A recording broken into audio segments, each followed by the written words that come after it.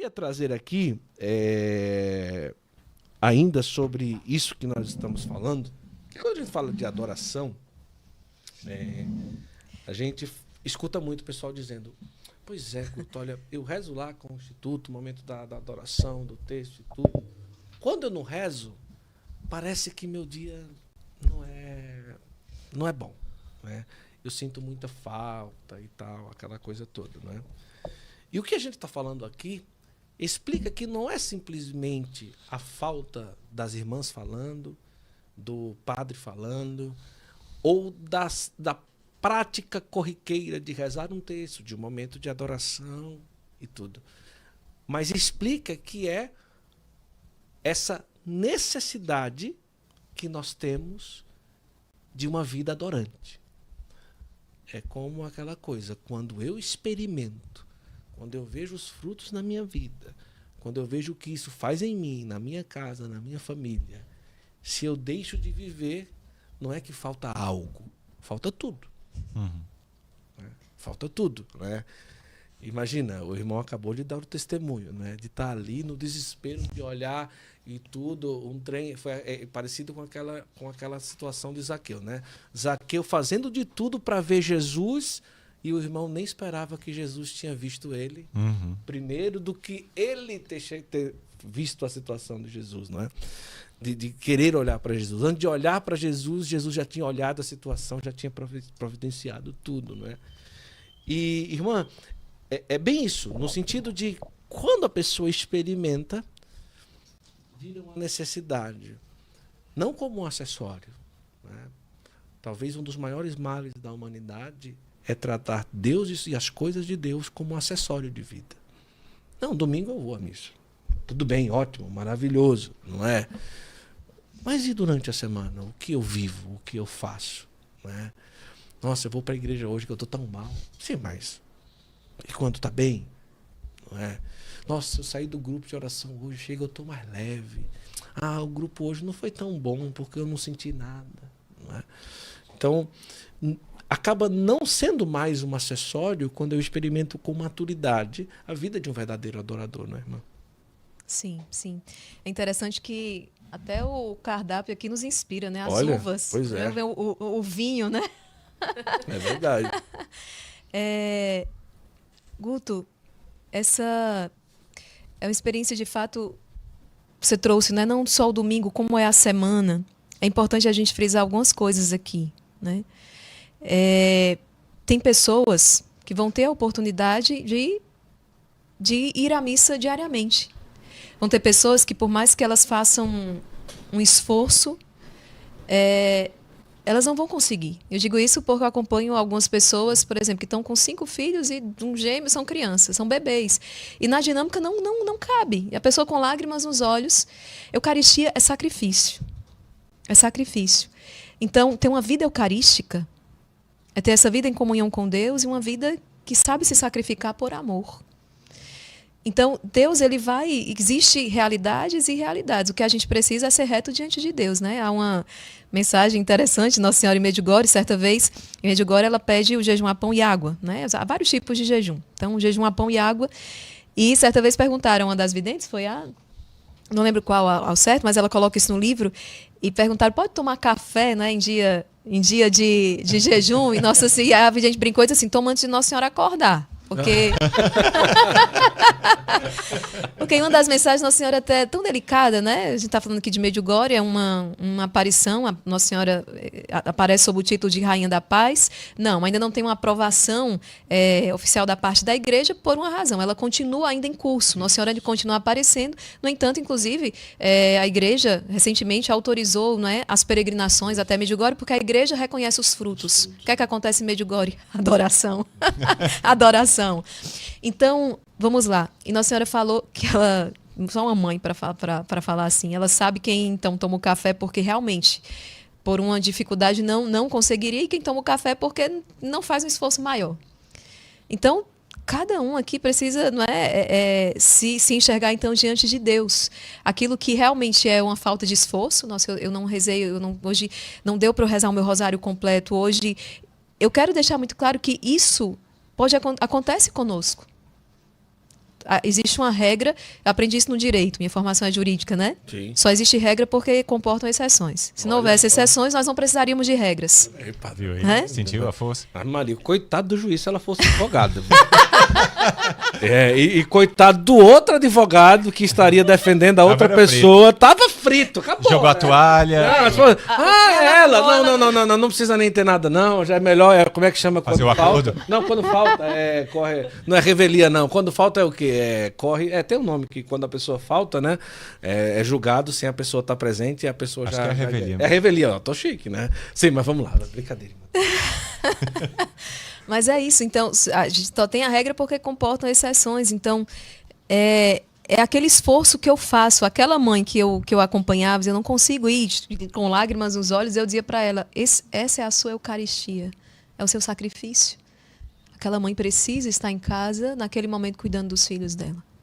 Ninguém está dizendo aqui para as pessoas serem negligentes. E eu digo muito isso. Se o seu momento de adoração, Guto, não faz de você um melhor esposo, um melhor pai, um pai presente, um esposo que é presente, não faz de você um melhor profissional, não faz de você o melhor filho de Deus, não te capacita, digamos assim, em todas as áreas da sua vida, tem alguma coisa errada com a sua adoração. Entende? Então, esse esforço que continuamente eu faço para estar na presença do Senhor. Por isso que eu quis, antes da gente chegar no ápice da adoração, que é a Eucaristia, frisar que a oração é uma expressão de adoração.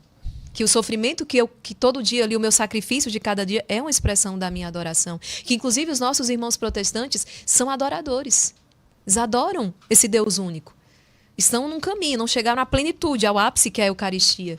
Mas estão no caminho. Então, o que Deus quer de nós é ver esse esforço. A gente vai fazer o possível e Deus faz o impossível. Então, ver a minha vida na semana como é e como é que uma mãe com essa realidade, né, estamos aqui com a Azul, imagina o dia com os filhos, com toda a dinâmica. Muitas vezes a adoração vai ser o quê? Ali amamentando, não é? Ali dando conta. Então, é isso que nós precisamos abrir. A Marijana acompanhava um pouquinho aqui o pessoal no chat, né? Mas eu que não consigo ir todos os dias. É um despertar, é um desejo. É um desejo. Então, mas a gente precisa ter o compromisso com Deus. Eu fiquei hospedada na casa de uma família nos Estados Unidos. Mãe de 5, também eu eram 6. Guto, eu acordei na madrugada para ir na cozinha pegar água. Essa mãe estava na sala de refeição, numa sala de estar, numa mesa, com a Bíblia, o caderno e uma caneta. Nossa. Era assim umas 4 e pouco da madrugada, da manhã. Ela estava lá. E eu parei, e aquilo me chamou a atenção, eu olhei, eu disse... Aí eu não falei nada, ela estava rezando, mas quando o dia amanheceu, que estava todo mundo no café, eu disse... acordei na madrugada para ir na cozinha, encontrei a senhora na mesa, ela disse, é o meu momento de encontro com Deus. Eu preciso acordar antes da casa inteira. Porque quando a casa acordar, vai precisar de mim, as crianças, o meu esposo. Eu preciso acordar antes para ter esse momento com Deus. Porque, irmã Maria Raquel, se eu não tenho esse momento com Deus, todo dia vai desandar. Então, aqui é onde eu recupero a minha sanidade. Aqui é onde eu encontro sabedoria para lidar com todos os desafios. Por isso que eu creio que essa é dos grandes impulsos da oração da madrugada. Porque as pessoas encontraram espaço, um tempo que elas durante o dia já não têm. Nós somos convocados o dia inteiro a resolver, a estar fazendo as coisas. Então, elas entenderam. Eu ontem mesmo conversava com uma pessoa, ela dizia, eu não estou conseguindo tempo para rezar. Você acorda que horas todos os dias? Acordo 5h30. A partir de amanhã, acorde às 5. E esses 30 minutos você vai dar para o Senhor. Então, é essa a experiência. Nós precisamos conhecer o dia. E é bonito porque, realmente, cada um vai ver. Tem gente que não vai conseguir na madrugada. Não importa que tenha esse momento... Eu falava isso também. As pessoas perguntam muito, eu posso rezar enquanto eu faço as coisas? Por favor, faça as coisas rezando. Mas não faça coisas enquanto você reza. Entendeu a diferença? Eu posso rezar enquanto eu faço coisas, mas não posso fazer coisas enquanto eu rezo. Quando naquele momento eu vou para o meu encontro com Deus, aquele momento é eu estar na presença de Deus. Todos nós precisamos deste momento, de consagrado ao celibatário, aos casados, ao sacerdote, todos nós precisamos desse momento onde eu preciso estar na presença dele com ele. Todas as outras formas serão expressão de adoração, que eu faço no meu dia, sim. Mas esse momento eu não posso abrir mão. Eu não posso abrir mão desse momento. porque é aqui onde as coisas acontecem. Então, é essa experiência. Isso todos os dias da sua vida. Você falava da experiência da missa, eu fui muito tocada por um testemunho de um jovem. Eu estava no grupo de oração, ele disse assim, vou passar as férias em tal lugar, e começou a conversar, e um jovem de 16 anos, ele disse, já falei para minha mãe. Mãe, vai marcar as férias desse ano, primeira coisa, a cidade tem missa diária. Olha. Outra coisa, mãe, o hotel, bota o hotel perto da igreja, porque a coisa que não pode faltar no dia é a missa, então a coisa que tem que estar perto é de uma igreja. Olha que bonito. Olha. Entende? Então, é isso, é dar a Deus, essa é a adoração, é um ato da virtude da religião, dar a Deus o que é devido. E nós devemos dar a Deus isso, o nosso tempo, a nossa vida. Então, não pode faltar. Não posso dar desculpas, porque eu consigo. Talvez você não consiga 2 horas, talvez você não consiga 1 hora. Mas se você consegue seus 15 minutos, então dê os seus 15 minutos, mas não deixe que nada naquele momento. Nós encontramos uma ex-satanista na Itália. E ela disse o quanto Satanás celebra isso aqui. Olha isso aqui, né, irmã Maria Jana? O quanto Satanás celebra, isso serve para todos nós, mas sobretudo para os religiosos. O quanto Satanás celebra quando nos vê rezando o ofício divino no celular. Por quê? Porque ali as mensagens vão nos distraindo. Quando a gente vai rezar no ofício divino, eu falo para a Maria Joana, desligou o Wi-Fi, desligou os dados. Bota no modo avião. Coloca no modo avião. Eu vou rezar o ofício divino. Bota no modo do céu. Exato. É o que está acontecendo na missa. Quantas pessoas estão usando lá o celular aplicativo da Bíblia, a liturgia do dia, para poder acompanhar. Ok. Recebe a notificação. Mas recebendo mensagem direto, não está certo, Guto. Lembra? O pior do que não receber é receber mal. Uhum. E eu não entendo por que eu comungo todos os dias e não vejo os frutos. Então, isso um ex-satanista estava falando. Olha. Você precisa estar inteiro na presença de Deus. Esse é um dos maiores, o Satanás está destruindo por causa da distração, por falta de contemplação. Você está inteiro naquilo que você faz. Quando você quando você está com seus filhos, por exemplo. Se você está com seus filhos mais o tempo todo, então é como se você não está. Né? Então, é preciso priorizar, isso passa por disciplina, isso passa por uma organização. Não podemos dar desculpas que não temos tempo. Pode haver uma falta de administração desse tempo. Vamos lá nos organizar para poder dar a Deus o que é de Deus. Eu lembro, padre, naquela peregrinação que finalizou, né, foi o Pentecostes, eu acho. Foi Pentecostes? Não, acho que essa foi outra, padre, não sei, mas estou ficando mais doido aqui. Mas... acho que foi em outubro. Que a mãe do Carlo Acutis foi dar uma palestra, uma pregação. E 80% da pregação foi ela falando da Eucaristia. Ela foi para falar do filho dela, mas 80% da pregação ela falava sobre a Eucaristia. Né? Tipo, o seu filho de 15 anos, ela vai pregar para falar sobre o filho que vai ser santo, e 80% da pregação ela não consegue falar de outra coisa a não ser o que a Eucaristia, né, fez na vida do filho, na vida dela e é capaz de fazer na nossa vida. Não é? E eu dizia, meu Deus, que mulher eucarística. Não é?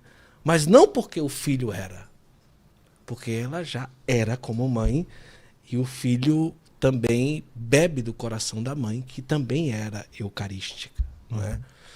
E isso me chamou a atenção. Eu falei até com os olhos, disse, olha a mulher pregando sobre o filho. Ela só está falando sobre a Eucaristia. Né? E as veias dilatavam, né, quando ela dizia, não é? É ali o nosso sustento. Não é? Não existe outro caminho para o católico. Se o meu filho hoje está sendo levado aos altares, é porque ele compreendeu o valor da Eucaristia. E olha nada isso. Mais. E nada mais. Não é? Ela dizia, não é porque eu fui aquela mãe sensacional, ou pai, ou... Não, porque ele compreendeu o valor da Eucaristia. Não é? O que era a Eucaristia para a vida dele como jovem. E isso foi muito marcante, né? Quando eu vi aquela mulher falando com tanta veemência sobre a vida eucarística.